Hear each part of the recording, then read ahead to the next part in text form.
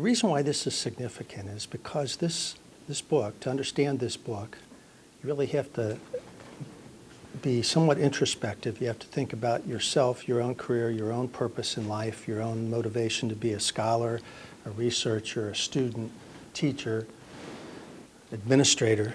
And then we also have to be able to think as leaders of the University of Dayton, and everybody at this table has a significant leadership role at the University of Dayton as I see leadership.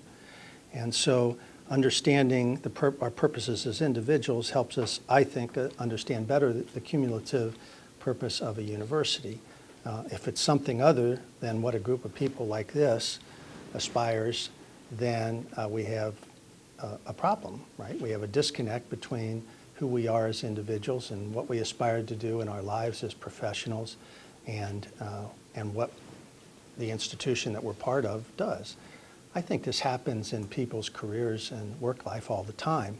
I know and we all have friends who have struggled with the place at which they work being a real mismatch with who they are. The beauty of working at a university is we're so many different things, and there's so many different purposes and so many different roles that we play that there's something here for a whole lot of people to buy into professionally and vocationally and to feel a part of. One of the questions that is, I would say, very much alive,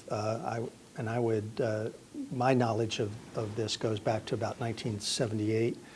I was public relations director and attending meetings that were about universities' role in their community, and service learning wasn't, really in vogue yet, but there were certainly a lot of discussion of how universities engage communities, but it was very surfacey, and it was very much it was being discussed at the public relations professionals meeting. It was exactly what it was at that time. It didn't have the kind of depth that I think it now has. So the question that the authors of this book are raising, item number 2, are the democratic purposes of higher education in the United States part of our tradition? And is it part of our responsibility? We're a Marianist, Catholic, private university. So I would add to that, can we be Marianist, Catholic, and a contributor to democracy, especially in the way in which we engage the communities beyond our own campus? The authors would also ask, can you be a democracy on your own campus? Because if you don't model it, how are you going to practice it beyond your own campus? But for the purposes of today's discussion, I'm primarily interested in the ways in which we engage the community beyond our borders. So this is heavy, heavy stuff. When you really get it into the introduction to the book, I think you'll appreciate that the many authors that are in this are coming from some deeply held values and understanding of higher education in the United States historically. I think as you read through the historical dimensions of this, you would say, well, yeah, public higher education in the United States, the rise of the community college movement, the land-grant universities, we understand all that as public and public purpose. I would argue that if you go back and look at UD history, which I've done not to the depth of a real historian, but as an amateur, you find a lot of the same devotion to the public good, to the common good, to the community of which the brothers on this campus were a part, and engagement with the real issues of the community, all the way from the beginnings of the university, certainly from the early 20th century on. UD carried a heavy responsibility in Dayton as an institution providing for the public good, not just in the education of young men and women, but in its engagement, institutional engagement with the community at large. And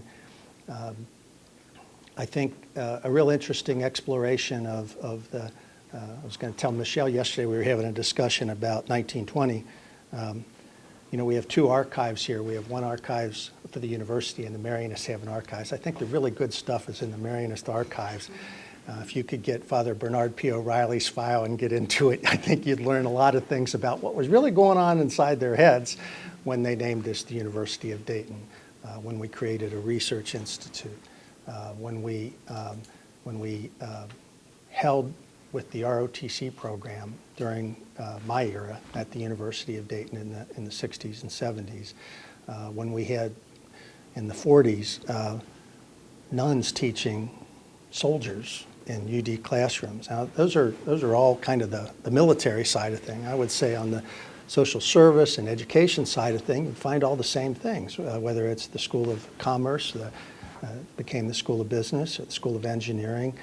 Was very much tied to, after the initial education of the Boys of St. Mary's, we became very much a part of the local community and very much a public good, a public asset for Dayton. I don't know that we take that as seriously. I think we see that as community relations, and I think most institutions do. I think we can elevate it to distinguish us, especially since we've spent some time and effort and money developing a more global dimension to the University of Dayton. I think we now have an opportunity to take the global and local in parallel and treat it very seriously, and to revisit our purpose as a Marianist Catholic institution that is committed to civic engagement at all levels and in all different ways.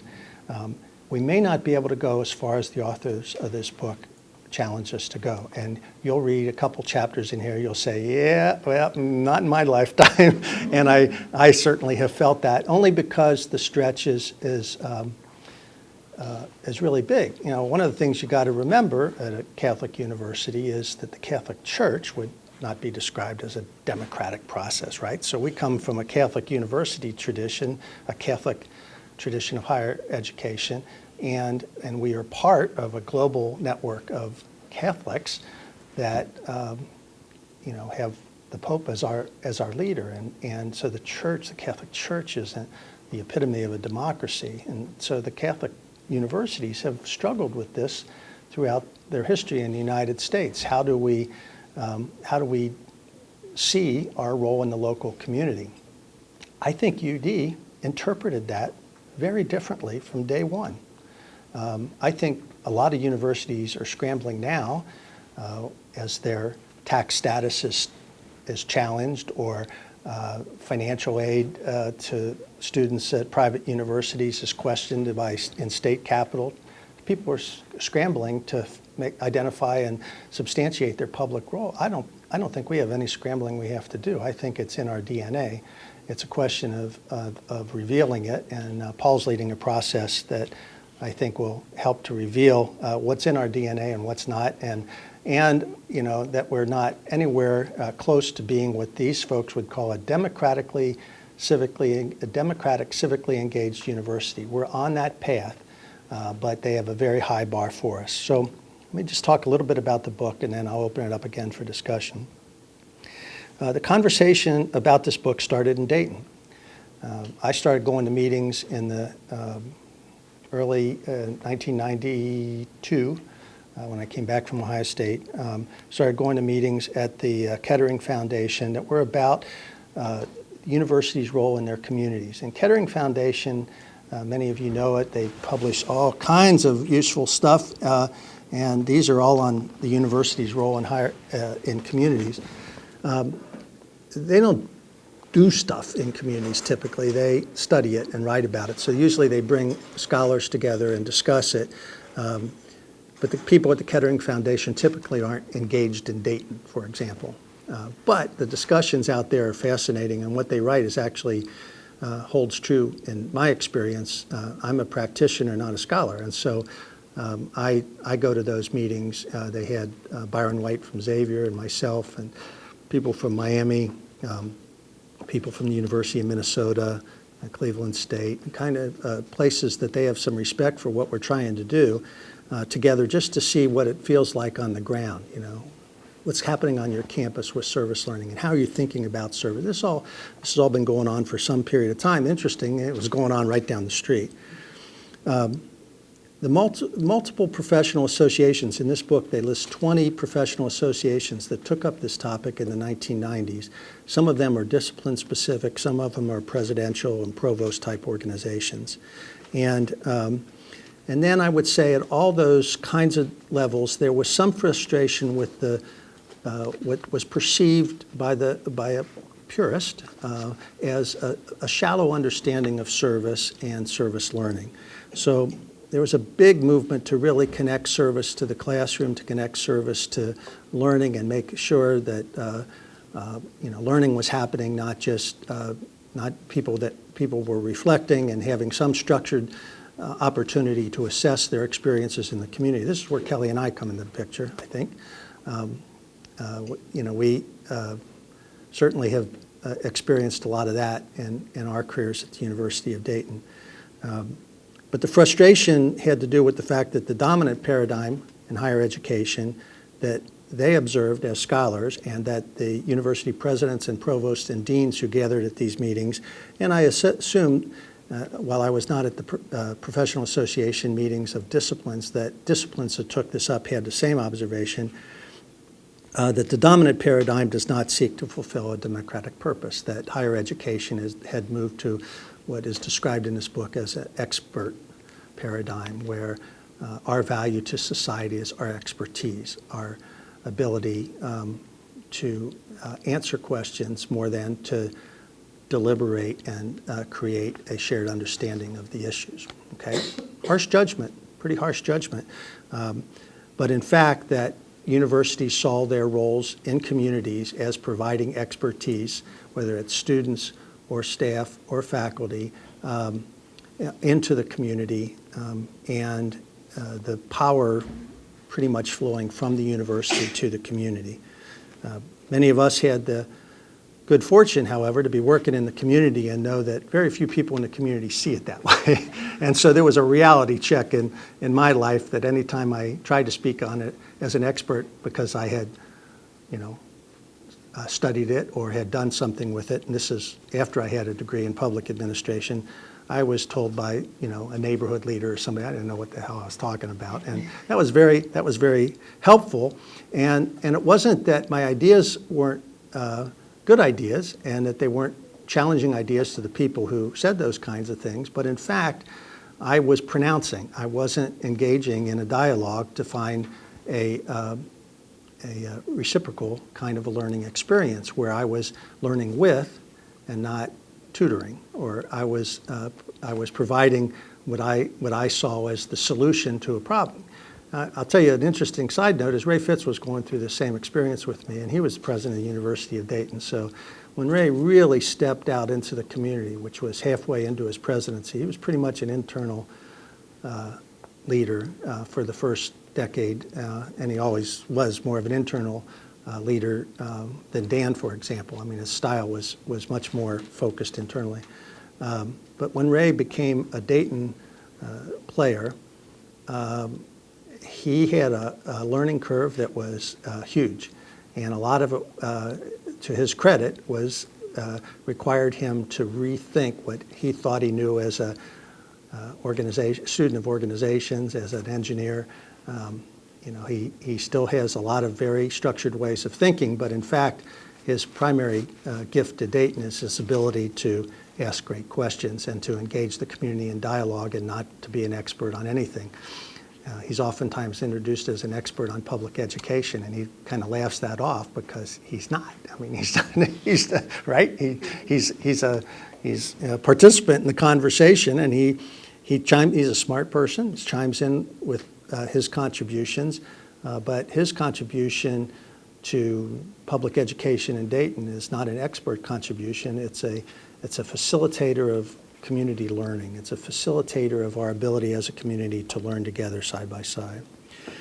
This movement really kicked off the civic engagement movement in higher education, a revisiting of what Dewey was talking about universities and their roles in their communities, and you can generally read local communities, okay? So the fact that a scholar is contributing to society through their scholarship, and that, I contributed to the solution of a problem and it's published, doesn't always count with the folks looking at it this way, because very seldom are people in a community aware of that. Now, it's really it's interesting how that sometimes, in some disciplines, you could argue, yeah, well, sometimes it translates immediately into the community as a new invention or a solution or a business solution, for example.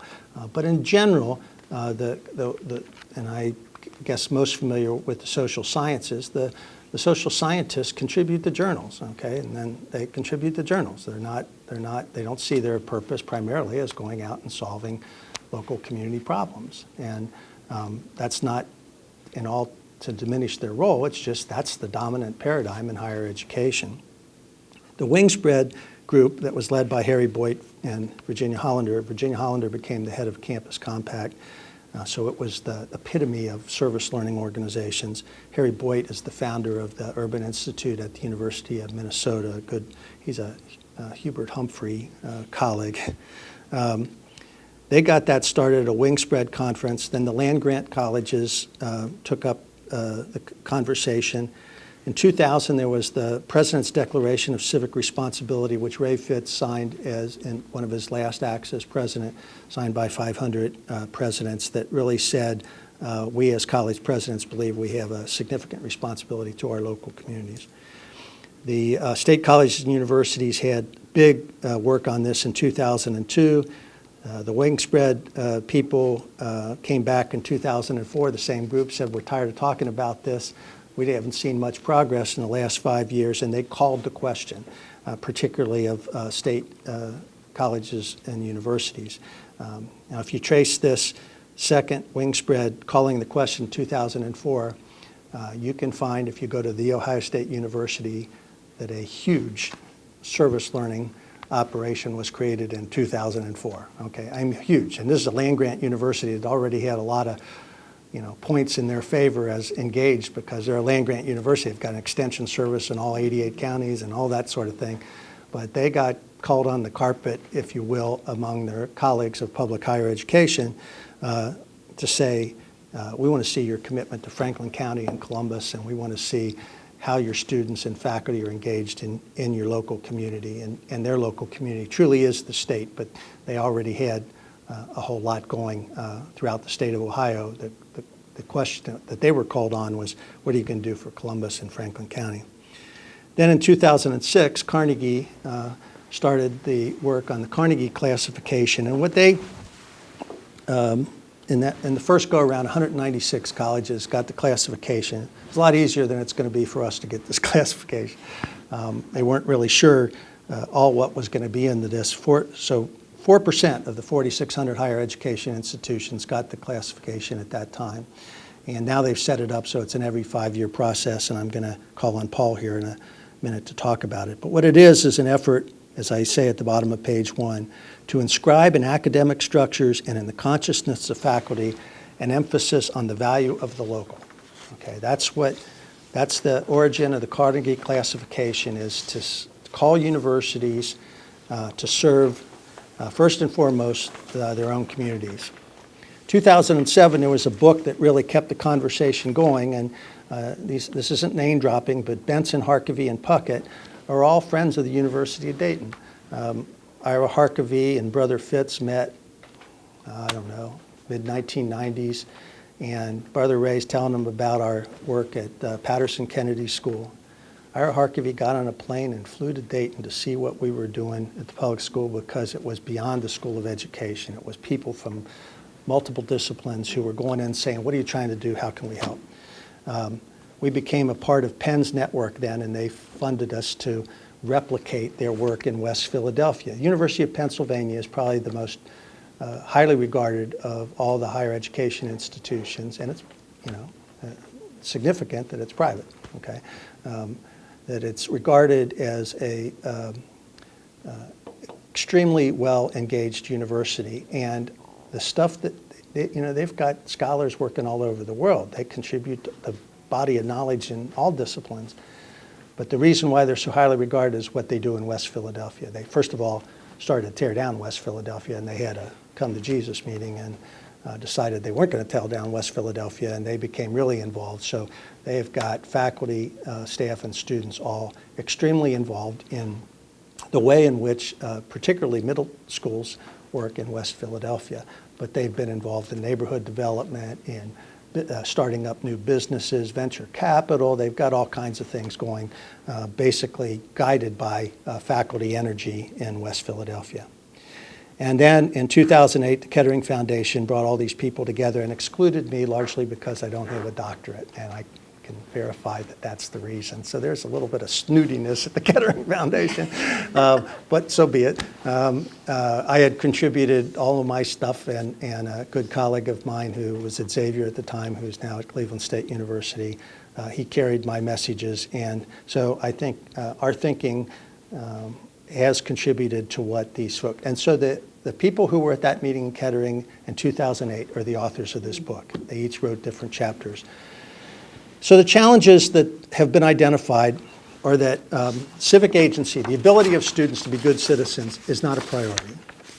I can't remember us ever having a conversation in my 42 years of administrative work at UD about students as citizens. We talk about global citizenship, but the civic learning, the ability of students to be good citizens, is not commonly part of our conversation.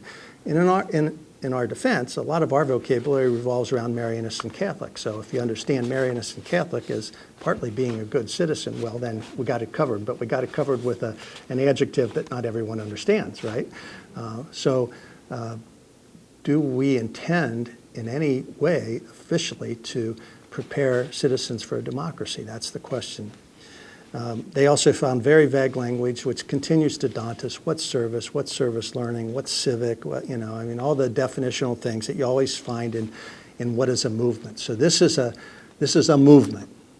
And we're going to be looking at how this movement works at the campus level, but it's a movement. It's a subset of all the people in higher education who believe that higher education in the United States, whether it's public or private, has a public role in the development of a democracy. Now, not everybody's going to see it that way, but that's the path that these people are advocating, and add me to the list. They saw fragmentation. The biggest thing that I find in this book, the most biggest aha I have, is a total disconnect between all the diversity initiatives and civic engagement. What's with that? And I'm guilty of that. I talk to multicultural affairs. Kelly and I try to recruit students of color to be engaged in the community and all that kind of stuff. But basically, these are parallel but not intersecting conversations. We are in an extraordinarily diverse community, and we may not always be happy with the diversity on campus, but there is no excuse for our students not having a highly diverse experience, because we are part of a highly diverse Dayton and a highly diverse Miami Valley, and I mean in every way. Economic diversity as well as race and religion, very diverse region. Narrow disciplinary guild and the presumption of neutrality. What's that about? Well, I think that has to do with the devotion to one's discipline, and I think if we surveyed our new faculty, for sure, that job number one is their advancing of their discipline. And again, I'm not criticizing that, but that is a dominant epistemology in higher education. The people around this table, all of you that spoke up, identified a purpose that was beyond the advancing of your discipline. I'm not sure that we represent the dominant paradigm of a university community, but in fact, the challenge of this book is, can that be a dominant paradigm? Not the only paradigm, it's still about advancing your discipline, but do we have a dimension to that? So if I look down, I'm going to jump to number 7, the UD case study. Do we have a history of engagement? Yes. Do we govern democratically? Yes, no, sometimes. Maybe, okay, not always. Reciprocal community engaged learning, a little bit. The reason we're doing neighborhood school centers is because it's the ultimate in reciprocal. It's great.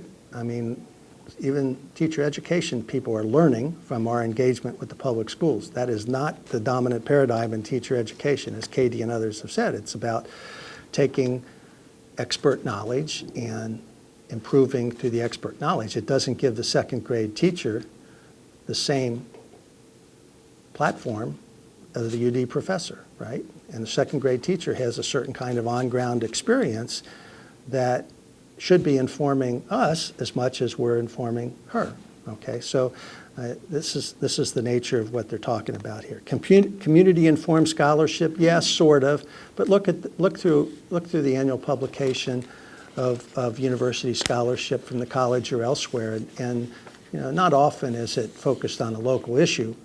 I mean, something like youth violence is a local issue, but it's also a national or global issue. But in fact, you know, the databases locally aren't always as exciting as looking at the issue on a more of a global scale. And just the willingness to be engaged with public issues and ideas.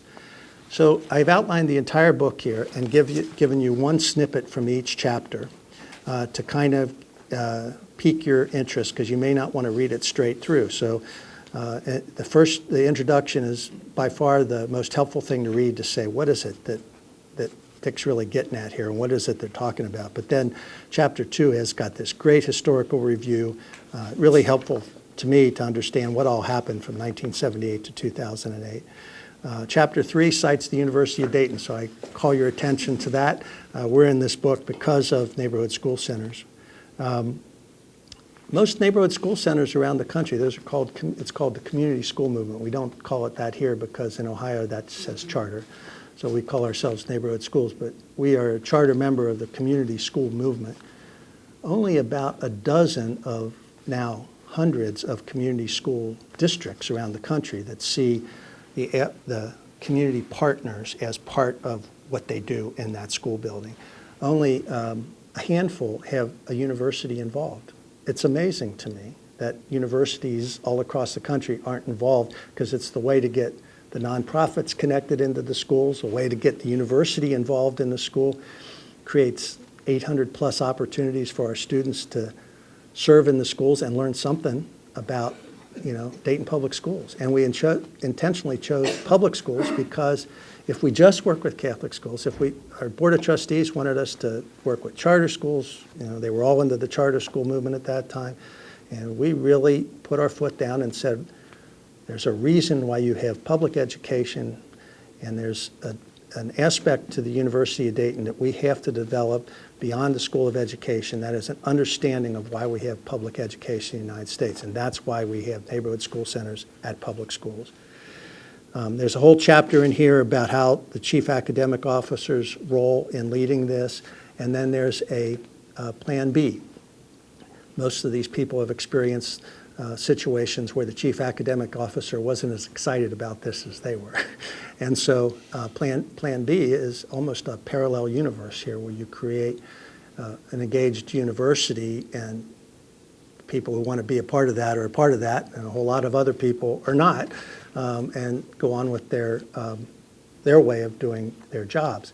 I think that's hard for me to imagine, but I in fact think we have a little bit of that going on currently. You know, we take some stuff, and largely because we have Ray Fitz with us, we were able to take some stuff, and Dan Curran says, that's great, you take that, and I won't worry about that. And he does. I mean, he's very interested in Dayton, but in fact, we're operating out in the community with sort of two presidents. We have a chance to be engaged in the community at that level corporately in a way that very few universities would have. But I would say that a lot of our community engagement is not top down by any means. It's bottom up, as represented by all of us in this room. Okay, let me just go to the end and give you some things to ponder, and then I'm going to ask Paul to say some things about the Carnegie Foundation.